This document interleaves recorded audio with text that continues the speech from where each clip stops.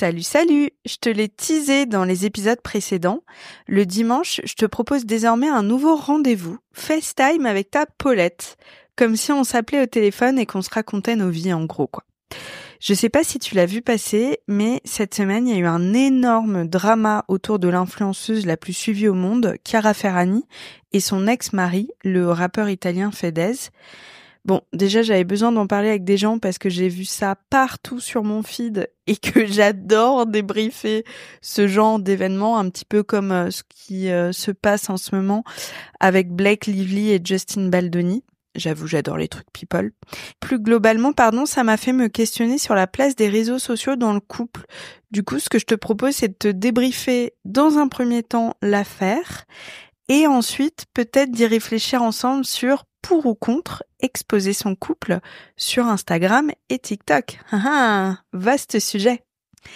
Concernant Chiara Ferragni, alors pour ceux et celles qui ne la connaîtraient pas encore, c'est vraiment l'influenceuse la plus connue au monde, celle qui a fait passer les blogueuses au rang de véritables stars. Pour te dire, c'est une Italienne et aux États-Unis, c'est l'équivalent de la famille royale sur place, quoi. C'est un truc de fou. C'est une nana qui maintenant est CEO de plusieurs compagnies, qui est multimillionnaire, qui est invitée partout dans le monde, qui est l'égérie de marque, etc., etc., et qui s'est mariée à Fedez. C'est un rappeur très connu là-bas. Dis-toi que c'est un peu l'équivalent d'Orelsan, en gros, en Italie. Et leur couple, dès leur rencontre, ils l'ont exposé sur les réseaux sociaux et vraiment, de loin, ça avait l'air d'être la famille parfaite, la demande en mariage sur scène, le mariage qui valait des millions d'euros. Et d'ailleurs, à l'époque, j'avais arrêté de la follower à ce moment-là parce que ça m'avait mis un peu mal à l'aise toute cette mise en scène. Ils avaient fait des placements de produits sur absolument tout durant leur mariage. Et pour moi, vraiment, le truc de trop, c'était le fait qu'ils s'étaient fait sponsoriser leur alliance par la marque Pandora. Et je m'étais dit, oh non, c'est moche, quoi. Ça, pour moi, c'est un truc qui doit vraiment rester entre ton époux et toi. Quitte à ne même pas montrer la photo de votre alliance sur le net en gros plan. Enfin, je sais pas. Pour moi, c'est tellement intime que ça m'avait mis mal à l'aise et je me rappelle l'avoir défollowé à l'époque. Mais bon, voilà, ils étaient l'incarnation du couple qui réussissait, qui avait des business ensemble, qui avait 2 enfants magnifiques, malgré leurs différences d'ailleurs, parce que Chiara Ferragni et son mari Fedez ça se voit, de 2 milieux très différents. Mais ça avait l'air de vraiment bien fonctionner entre eux. Ils sont restés un peu plus de 7 ans ensemble. Ils ont carrément fait une télé-réalité et je vous en parlerai ensuite parce que du coup, je me suis mise à la regarder, j'avoue. The Ferragnez sur Prime. Et voilà, leur couple magnifique, ils parcouraient le monde, ils faisaient tout le temps des photos, vidéos ensemble, etc. Famille parfaite.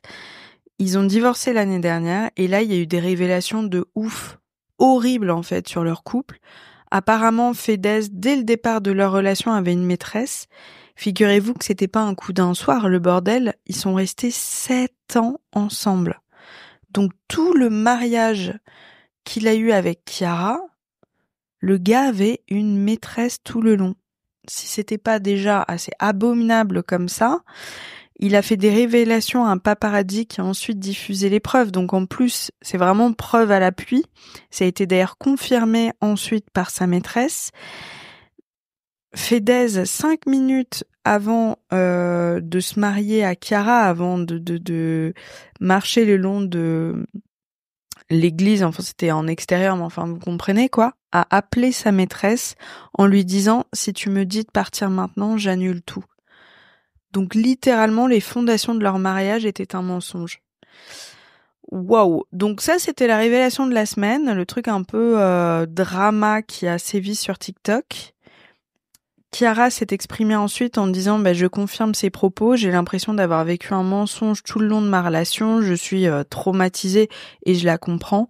Je pense réellement que cette nana n'est pas du tout une sainte, elle a quand même plusieurs affaires pas très clean qui lui collent au basket, mais malgré tout, je pense que aucune femme ne mérite ce qu'elle a vécu. Rompre pour des raisons qui les regardent, c'est une chose. Un coup d'un soir, moi je suis totalement contre l'infidélité évidemment, mais je veux dire, un coup d'un soir, bah j'imagine que ça peut arriver de faire une connerie tout au long d'une vie de couple, mais avoir une maîtresse durant 7 ans, c'est ignoble, la pauvre. Et ça m'a fait me questionner sur le rapport qu'on avait tous à ce couple-là, parce qu'effectivement, de l'extérieur, ils avaient l'air tellement amoureux l'un de l'autre. Et moi, je regardais cette relation en me disant, bah franchement, cette nana, elle a tout. Elle a la beauté, elle est absolument sublime. Elle a manifestement l'intelligence parce qu'elle a réussi à à fonder vraiment un véritable empire depuis la création de son blog. Elle a plusieurs marques, etc. Alors certes, elle est très bien entourée, elle a de l'argent à la base et la beauté, ça aide beaucoup. Mais malgré tout, je pense qu'il faut une vraie intelligence et un vrai esprit business, quoi, pour fonder tout ce qu'elle a fondé. Un mari ultra successful, une famille soudée, 2 beaux enfants, franchement, moi ça me donnait envie, quoi. Ça me donnait envie en me disant, ah là, j'espère qu'un jour j'aurai, pas cette réussite nécessairement, parce que c'est pas ce qui me fait rêver, mais une vie avec un artiste épanouissante comme la leur, 2 beaux enfants. Enfin voilà, comme beaucoup, quoi. Quand je regardais leurs vidéos rigolotes ensemble, je me disais, ils ont l'air d'avoir une sacrée belle complicité. Et d'apprendre ça, je me suis dit, mon Dieu, la vie qu'on voit, qu'on pense rêver d'une personne, en fait, peut être construite sur un tas de mensonges. Et on le sait tous, dans le fond, que les réseaux sociaux, c'est vraiment que des instants de vie. Mais malgré tout, avouez-le, on se fait tout savoir par les photos et les vidéos sur Instagram. Vraiment tout savoir. Et surtout, on a toujours l'impression que les autres ont une vie qui est meilleure que la nôtre. Bah évidemment, c'est le biais un peu toxique des réseaux sociaux, quoi. Et j'avais jamais maté leur télé-réalité parce que je m'étais dit, bof, ça doit être un peu creux, en mode placement de produits, un petit peu comme les Kardashians, là, leur nouvelle télé-réalité sur qui est vraiment boring as fuck, qui est complètement fake, qui est juste une vitrine pour leurs différents business. Bon, ça m'intéressait pas trop de regarder les faire Agnès sur Prime TV. Et après avoir vu ce scandale éclater et tous les commentaires sur TikTok en mode allez voir leur télé-réalité, ça se voyait depuis le départ et tout, je me suis dit, Paulette, fais ta fouine, va mater le premier épisode juste pour voir. Et en fait, c'est super intéressant, je trouve, déjà parce que je me suis tellement retrouvée dans cette télé-réalité avec un ex que j'ai eu il y a des années qui se comportait exactement comme Fedez. Parce que dedans, je vous casse tout de suite le mythe. Ah, je m'attendais pas du tout à ça. La première scène, c'est eux deux qui sont chez leur psy de couple. Donc tout de suite, ils parlent de leurs problèmes de couple. C'est pas aussi lisse que je le pensais. C'est plutôt intéressant d'ailleurs. Et franchement, ça brise un peu le cœur dedans pour Chiara Ferragni. Cette meuf qui a tout réussi, qui est tellement belle, qui est la petite princesse de l'Italie, hein, clairement. Bah, elle se tape le seul mec en Italie qui la met pas du tout sur un piédestal, qui passe son temps à la casser. Enfin, clairement, t'as l'impression que la meuf perd toute sa lumière durant tous les moments où elle est avec lui dans cette télé-réalité. Typiquement, c'est quelqu'un qui est super positif, qui a toujours envie de faire plein de trucs, qui va de l'avant. Et lui, à chaque fois, se plaint et dans le toujours négatif. Il lui dit « Oh non, j'ai pas envie de faire tes trucs, c'est nul. » Il critique sa famille, je les vois trop, etc. C'est d'une tristesse. Il ramène tout à lui aussi. Il y a même un moment, ça me choque, ils vont au Met Gala ensemble. Le Met Gala, c'est un peu les Oscars de la mode, quoi. Donc c'est la soirée la plus chic et surtout la plus sélecte qui se passe aux États-Unis. Donc vous imaginez bien qu'il y a toutes les stars les plus cool au monde. Il y a de Brad Pitt à ta table, Leonardo DiCaprio, etc. Eux sont invités pour la première fois en tant que couple. La scène suivante, on demande alors, Fedez, t'en as pensé quoi? La première chose qu'il dit, c'est « Ah, j'étais étonnée, il y a plein d'Américains qui écoutent ma musique et qui m'ont reconnu. » C'est vous dire la mentalité du mec ultra auto-centré.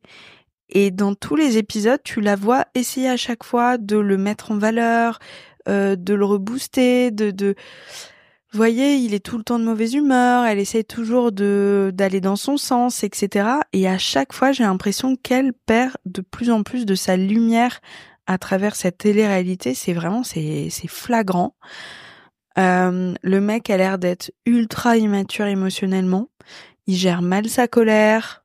Enfin, vraiment, un mec un peu naze, quoi. Un mec un peu naze qui est pas à sa hauteur, qui très certainement, de façon inconsciente, doit être en insécurité à côté d'elle, doit la trouver un peu trop bien pour lui, et qui passe son temps, du coup, à la descendre.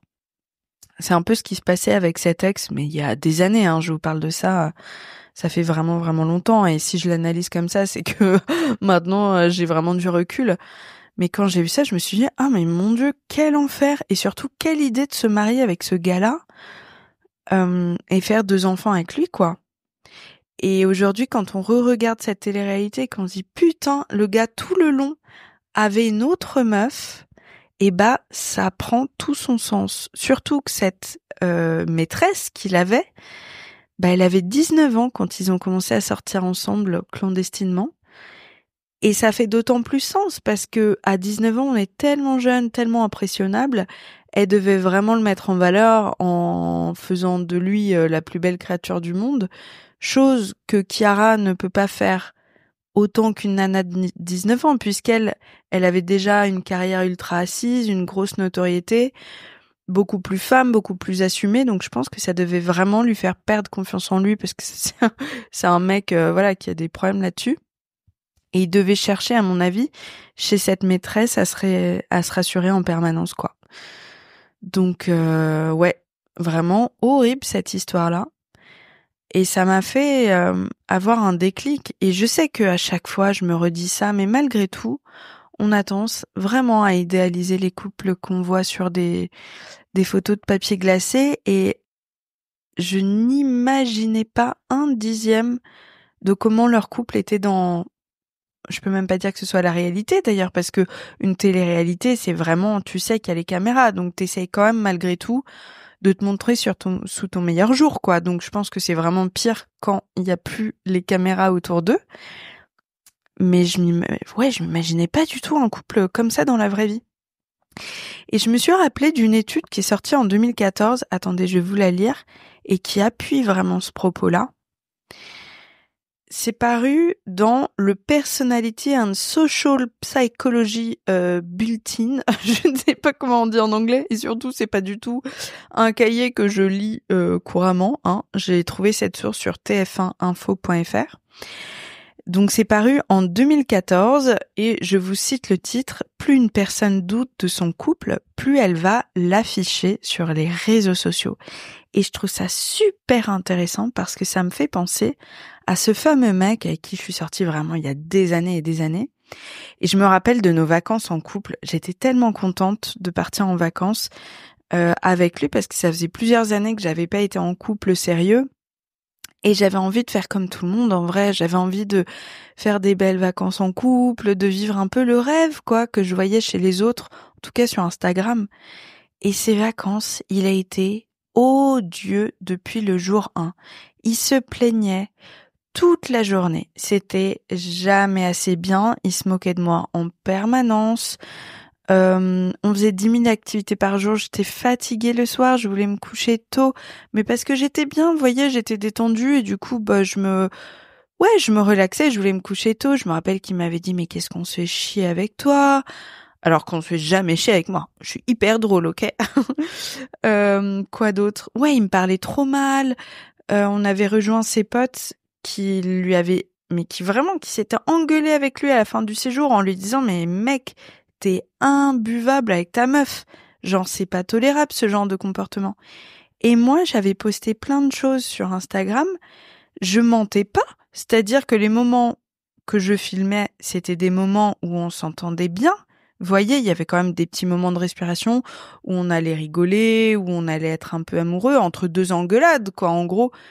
Et moi, par soulagement et parce que j'avais quand même envie de me dire, non mais si, c'est quand même des bonnes vacances et tout, je postais ça sur Internet. Donc, j'avais vraiment pas la sensation de mentir, puisque ce que je postais à l'instant T, c'était de bons moments. Mais évidemment, je vous postais pas les moments de crise, les moments où j'avais envie de chialer, les moments où je me sentais solo. etc., etc., quoi. Il y a même un moment, il avait tellement hurlé qu'on avait découvert qu'il avait un problème de gestion de la colère. Vous voyez le délire? Et j'en parlais avec ma mère il y a quelques temps et elle me disait mais c'est fou parce qu'à l'époque vraiment de ce qu'on voyait ça avait l'air d'être des vacances idylliques. Idylliques. Genre couple parfait, vacances parfaites quoi. Hum, Ça m'a fait vraiment repenser à ces vacances-là et à l'impact de ce qu'on renvoie sur les réseaux sociaux. Et je pense que j'irais même plus loin. Je me demande si désormais mon prochain mec, je montrerai son visage sur les réseaux sociaux. Bah, vous voyez, j'en suis même pas sûre. J'en suis même pas sûre parce que je me rappelle que mon dernier copain, personnellement, je le trouvais très très beau. Je sais qu'il plaisait beaucoup à plein de nanas. C'était peut-être pas votre style, c'est tout à fait ok, mais en tout cas, moi, je le trouvais très beau. Et donc, je le postais souvent sur Insta parce que vraiment, j'étais fière de lui, quoi. Pour moi, c'était le plus beau. À chaque fois, les gars, que je le postais, il avait de nouveaux followers et c'était que des meufs. Et ça m'avait vachement perturbée. Alors peut-être que des personnes le suivaient en se disant « Oh cool, c'est le mec de Paulette », mais bon, je suis pas sûre parce que je suis pas une célébrité, quoi. Genre, si c'était le mec d'une célébrité, d'une personnalité, on pourrait vouloir le follower pour avoir une autre perspective sur la vie de sa célébrité préférée, vous voyez, mais moi, non, pas du tout. Du coup, ça me faisait un peu me questionner sur les réelles volontés derrière ce follow. Ça me mettait en insécurité un peu aussi. Ouais, j'étais un peu mal à l'aise et je me dis que finalement, vivre loin des caméras, bah c'est pas si mal que ça. Et surtout si ça se passe mal, du coup, t'as pas à justifier ça auprès des gens qui te follow sur Insta, quoi. Sur Insta et sur TikTok. Je pense à Gilo, mais c'est la honte absolue. Franchement, Gilo, elle aurait tellement sa place dans la leçon. Je pourrais faire une série entière avec elle. Pour ceux qui n'ont pas suivi, pareil, que faites-vous? Inscrivez-vous sur TikTok. Elle s'est remariée après 20 ans avec Ben Affleck, donc c'était vraiment la happy end parfaite. La meuf, elle a forcé le trait à mort, elle en a fait un album dédié à leur amour, une comédie musicale et elle avait décidé de partir en tournée. Manque de peau. Alors la comédie musicale, c'était un film aussi, j'ai un doute. Bon, en tout cas, un film, un album sûr. Manque de peau, ils se séparent, genre très peu de temps après que tout ça sorte, vous voyez. Donc elle crie son amour sur tous les toits. Le slogan, c'est vraiment en mode happy end, le vrai amour existe, enfin tout ça, quoi. Elle marquait à mort son couple avec Ben Affleck et ils divorcent 4 mois après la sortie du double album et du film. Mais la honte! Enfin, je sais qu'il faut avoir honte de rien dans la vie, que c'est pas de sa faute et tout, mais moi je vous le dis comme je le pense. Oh, mais moi je change de nationalité et je sors plus de chez moi avant 1 an et demi, quoi. Oh la honte. Oh non, c'est horrible. Franchement, c'est horrible. Donc, sans être J-Lo ou Ben Affleck, ouais, je pense réellement que la prochaine fois que je serai en couple, je ne montrerai pas son visage. Vivez heureux, vivez caché, quoi. Je sais pas ce que vous en pensez, vous. Quel est votre rapport aux réseaux sociaux en couple? Je vois des couples s'exposer qui ont l'air mais vraiment tellement sains et normaux et pour le coup qui ne montrent pas une image lisse ou parfaite. Et je pense que ça, en vrai, c'est un très bon entre-deux que je trouve normal. Parce que typiquement, moi, mon dernier copain, bah, je le postais sur Insta parce qu'il faisait partie de ma vie. Exactement comme je postais mes amis. Je suis trop fière de mes amis, je suis fière de ce qu'ils font dans la vie, de qui ils sont, des belles personnes qu'ils sont, quoi. Bah, moi, je postais mon mec de la même manière. Pas pour me la péter, même si je le trouvais trop beau. Mais je le postais parce qu'il faisait partie de ma vie, que si j'allais au resto, bah, j'allais au resto avec lui, vous voyez. Mais ouais, je suis en petite réflexion à l'heure actuelle sur le sujet et c'est marrant parce que j'y pensais vraiment juste avant que ce drama explose entre Chiara Ferragni et Fedez. Et c'est peut-être un signe. Je sais pas ce que vous en pensez, mais moi je le prends comme un petit signe du destin. Donc voilà quoi, c'est la fin de notre premier FaceTime ensemble. J'espère que ça vous aura fait marrer, ce petit format-là. Honnêtement, je vous dis la vérité, je suis sur mon canapé, sous mon plaid pilou.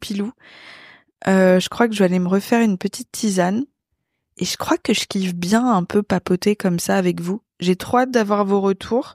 N'hésitez surtout pas à me faire vos remarques. Parce que c'est la première fois que je parle solo comme ça. Et j'aurais besoin de votre avis. Est-ce que vous voulez que je change certains trucs? Comment est-ce que vous pourriez... Enfin, quelle est votre vision pour améliorer le truc, quoi? Ça m'intéresse à mort. Un peu comme le fondateur d'Apple qui sortait toujours la pire version de la nouvelle version de l'iPhone pour pouvoir ensuite s'améliorer grâce au feedback.